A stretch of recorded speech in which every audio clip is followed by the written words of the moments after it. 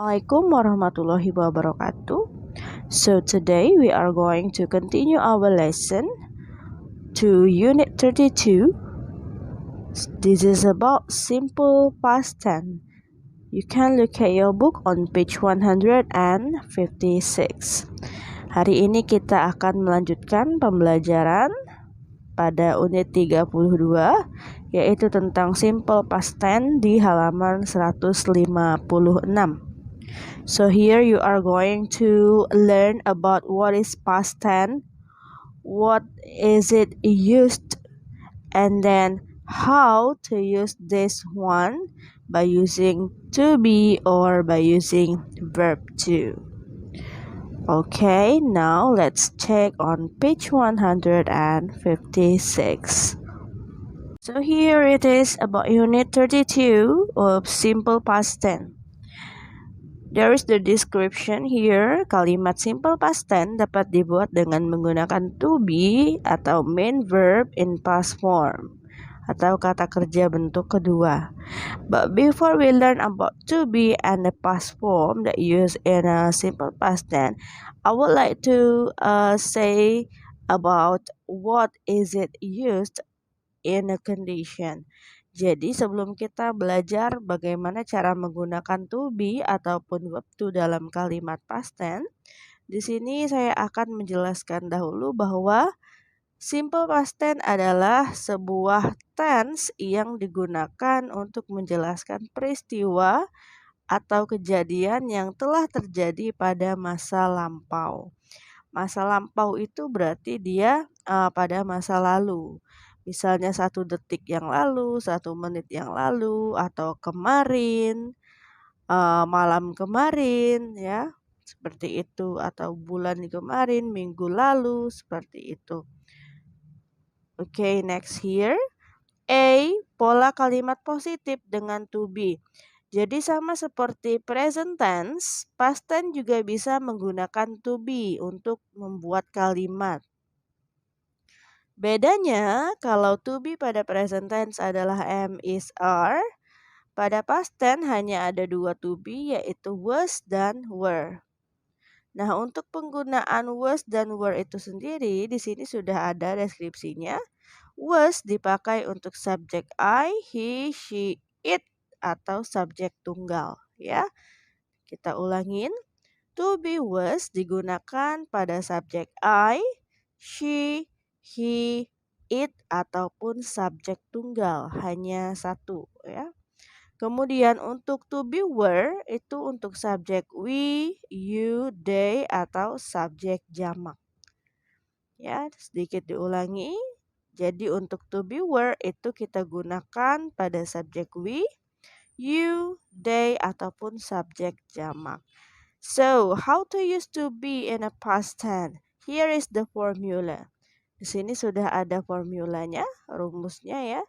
Seperti biasa, pertama kali untuk membuat kalimat kita harus meletakkan subjeknya dulu, kemudian diikuti oleh to be, was, atau were.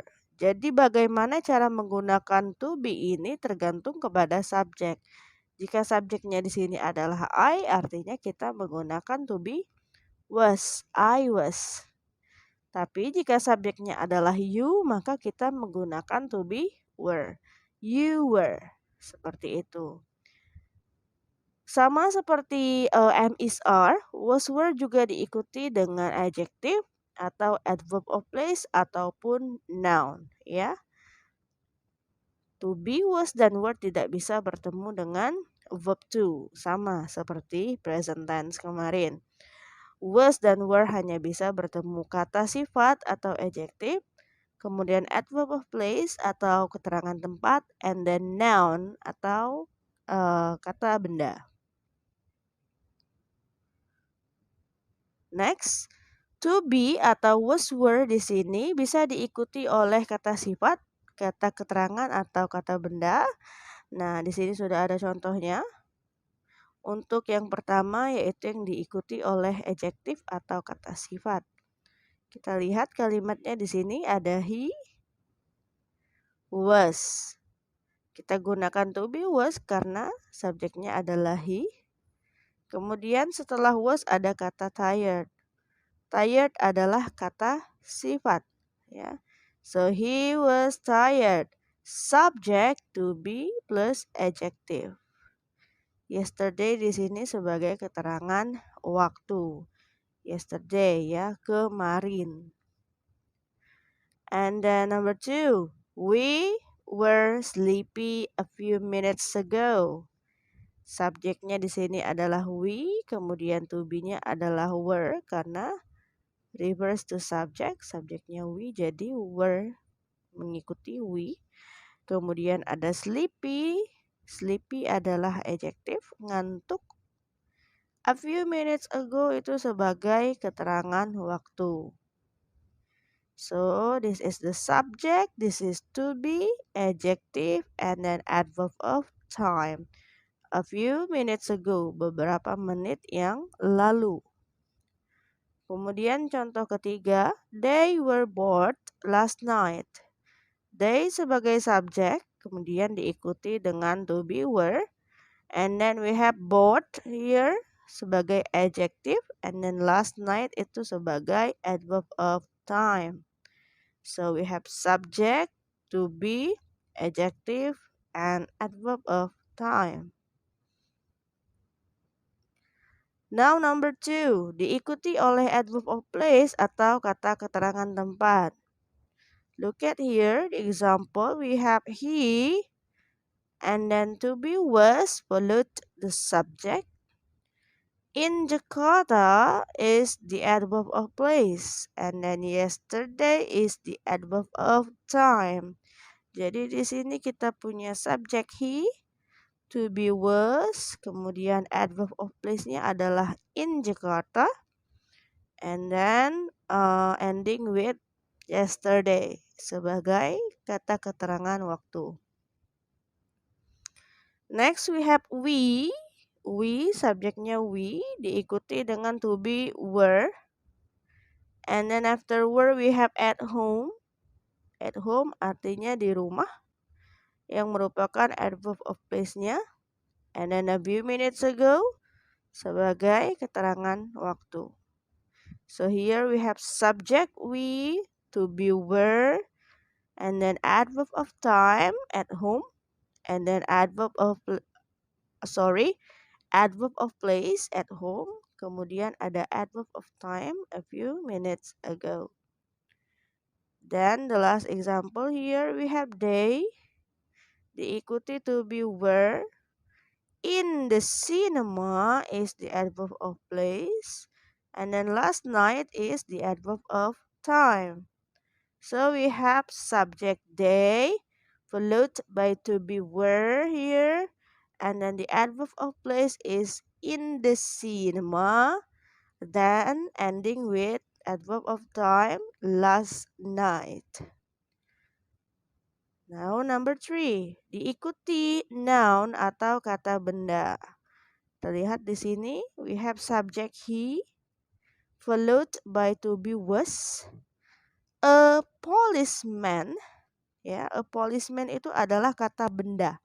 Jadi kata benda itu bisa berupa benar-benar benda atau bisa berupa nama hewan, nama tumbuhan, nama manusia, atau ayu wida she it juga bisa termasuk kata benda, atau bisa juga kegiatan, nama tempat, ya, bukan kata tempat tapi nama tempat, kemudian nama profesi juga bisa. Nah, a policeman di sini adalah kata benda yang merujuk kepada nama sebuah profesi atau pekerjaan. And then 10 years ago sebagai adverb of time. So here we have subject he followed by to be was, and then we have a noun here after was, a policeman, and then ending with 10 years ago as the adverb of time. Then we have we followed by to be were, and then students. Students is also an occupation. Jadi students di sini adalah kata benda yang merujuk kepada profesi juga, pekerjaan ya. And then last year sebagai adverb of time. Jadi di sini kita ada to be we, subject we, kemudian to be were, and then noun students, and then adverb of time last year. Oke. Oke, itu tadi adalah pola kalimat positif yang menggunakan to be pada simple past tense. Now we are going to continue to part B, kalimat negatif dengan to be. Masih to be, was, were ya. Kalimat negatif bedanya hanya pada penambahan not setelah to be. So here we can see the formula. As usual, we have the subject followed by the to be, was or were, and then after was and were we have not as the symbol of negative sentence ya.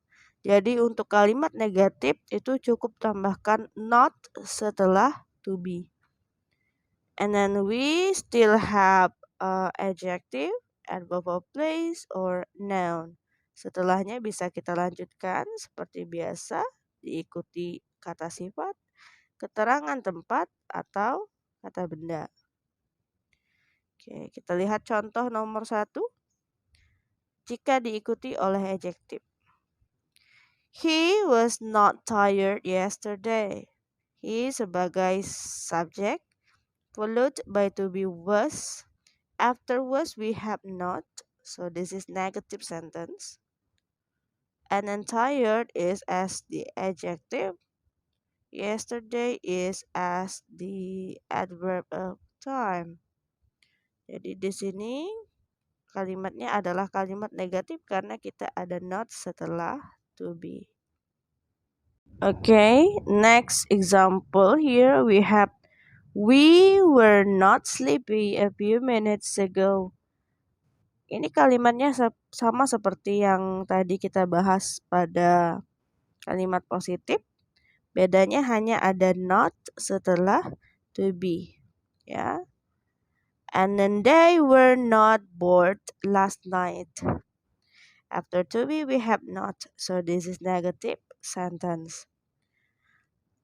And then diikuti oleh adverb of place, diikuti keterangan tempat. He was not in Jakarta yesterday.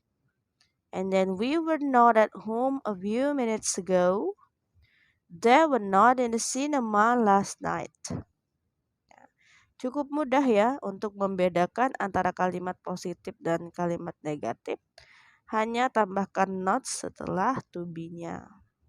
Terakhir itu diikuti noun atau kata benda. He was not a policeman 10 years ago. We were not students last year. Okay, we continue to see pola kalimat tanya dengan menggunakan to be yang hanya bisa dijawab dengan yes, no. Sama seperti am is are atau do and does, jika berada di depan kalimat artinya kalimat tersebut adalah kalimat tanya. Nah, sama seperti di sini, ketika was dan were, ya, ketika was dan were itu berada di depan kalimat seperti ini, artinya kalimat ini adalah kalimat tanya. Lalu, jika kita bahasa Indonesia kan kita artikan was dan were itu memiliki arti apakah, sehingga hanya bisa dijawab dengan yes atau no. Okay. Here we have the formula. Was and were in the beginning of the sentence or in front of the subject. And then after the subject, we can put adjective or adverb of place or noun. And then don't forget to use question mark here. Tanda tanya. Ya. Jadi was dan were itu berada di depan subjek. Lalu baru diikuti dengan adjective, adverb of time, adverb of place atau noun. Jangan lupa letakkan tanda tanya untuk kalimat tanya. Oke. Sekarang kita lihat contoh. Yang pertama diikuti oleh adjective. Was he tired yesterday? Were we sleepy a few minutes ago? Were they bored last night? Oke, jadi untuk membedakan kalimat positif dan kalimat tanya itu kita hanya lihat saja letak antara to be dan subjek. Pada kalimat positif, to be berada setelah subjek, sedangkan pada kalimat tanya, to be berada di depan subjek. Namun tetap, penggunaan to be harus melihat subjek. Number 2, diikuti oleh adverb of place atau kata keterangan tempat. Was he in Jakarta yesterday? Were we at home a few minutes ago? Were they in the cinema last night? Ya. Next, number 3, diikuti noun atau kata benda. Was he a policeman 10 years ago? Were we students last year?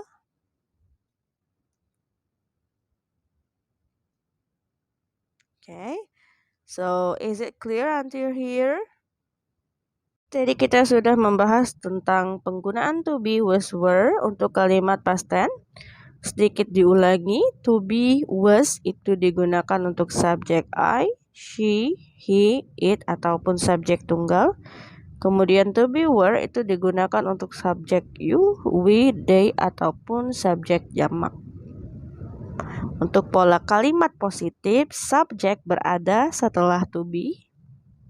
Untuk kalimat negatif, setelah to be harus ada not. And then untuk kalimat tanya, to be berada di depan subjek. And now we are going to continue to this one. Pola kalimat positif dengan kata kerja lampau atau verb to. Jadi pada past tense itu kita menggunakan verb to atau verb kedua. Untuk pola kalimat positifnya yaitu subject plus verb to. Ya. Semua subjek kalimat, jadi I, you, they, we, she, he, it maupun itu subjek tunggal ataupun subjek jamak, semuanya diikuti verb to. Ya. Verb to itu nanti dibagi menjadi dua. Ada yang regular verb, ada yang irregular verb. Regular verb artinya verb yang mendapat tambahan ed seperti ini. Ya, dari verb one play kita ubah menjadi played. Itu namanya regular verbs. Kemudian irregular verbs itu verb yang dari verb one diubah menjadi verb two, dia akan berubah bentuk seperti ini. Ya, when, go menjadi when. Now let's see first the example. I visited them last week. I sebagai subjek and then visited sebagai verb to. Visited itu datang dari kata visit ya. Ini adalah verb one-nya. Kemudian pada verb to kita tambahkan akhiran ed. Untuk akhiran ed sendiri, kalau didahului dengan huruf T atau huruf D, maka akan kita baca it ya. Visited. Visited. Nah, jadi setelah subjek I itu adalah verb to yaitu visited, them sebagai objek, dan last week sebagai adverb of time. And then here we have he went to school yesterday on foot. Setelah subjek he kita ada when sebagai verb to. When itu berasal dari go. Ya, go adalah verb one-nya. Kemudian menjadi when untuk verb to-nya.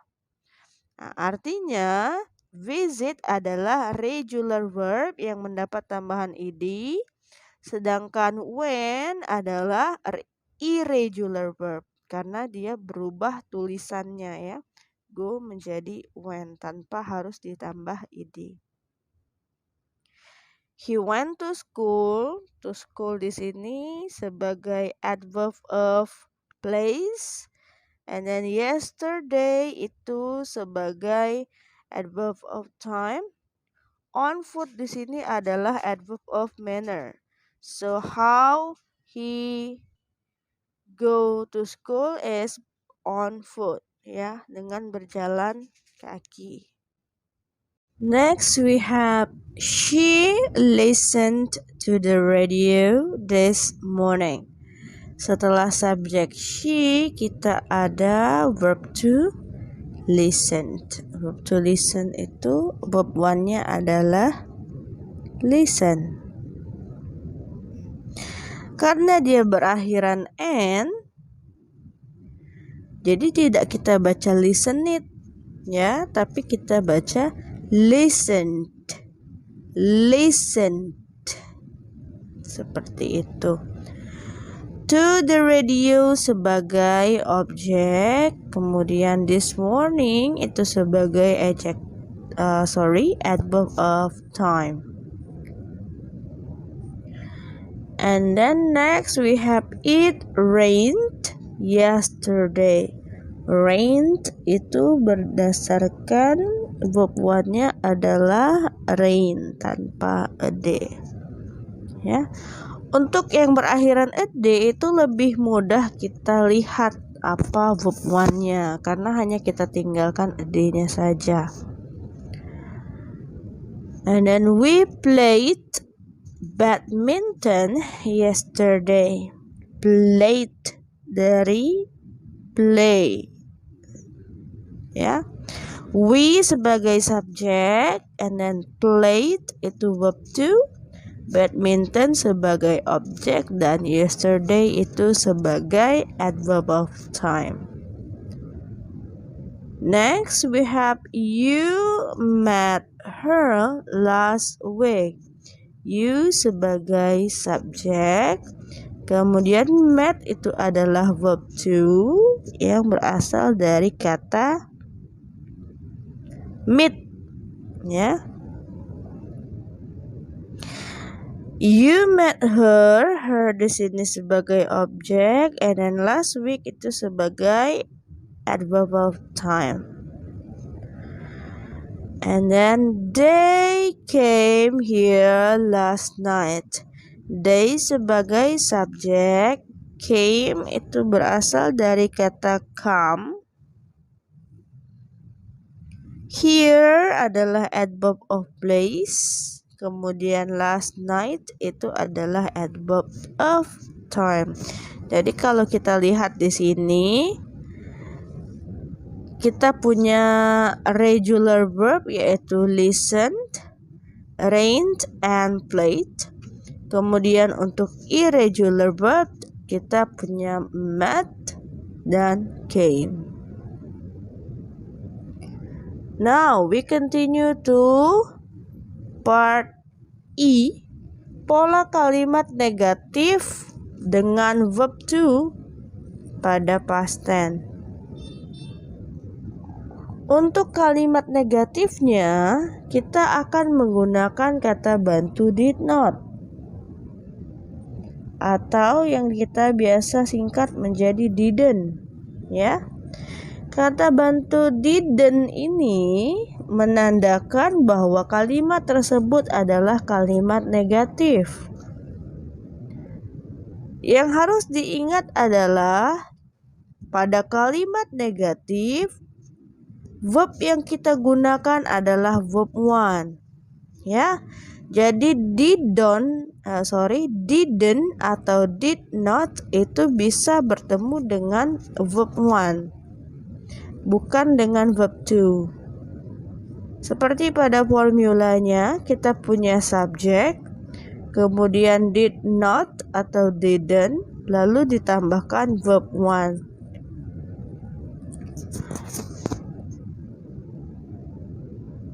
Bisa dipahami di sini, setelah did not atau didn't harus verb 1, bukan verb 2 lagi. Atau dengan kata lain, verb 2-nya kembali ke verb 1. Kita ambil contoh. I did not visit them last week. I sebagai subjek, kemudian did not. Visitnya kembali memakai verb 1, ya. And then them sebagai objek dan last week sebagai adverb of time. Next, he did not go to school yesterday on foot. Go di sini kembali ke bentuk verb 1. She did not listen. Oke, listennya juga menjadi verb 1 lagi. It did not rain. Rain juga menjadi verb 1 kembali, ya. We did not play.